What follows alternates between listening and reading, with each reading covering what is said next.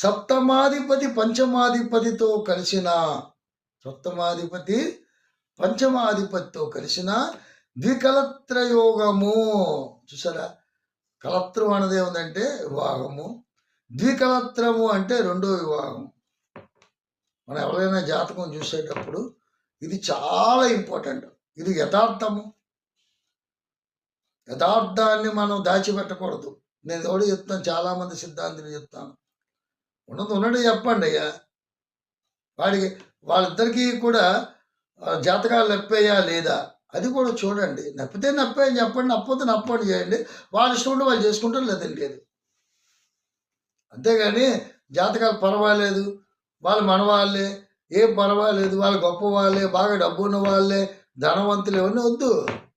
పెళ్లి చేసుకొని నెల 2 నెలలు కాపురం చేసి 3వ నెల విడిపోయి 6 మాసాల సంవత్సరం పోయిన తర్వాత విడాకులు తెచ్చుకొని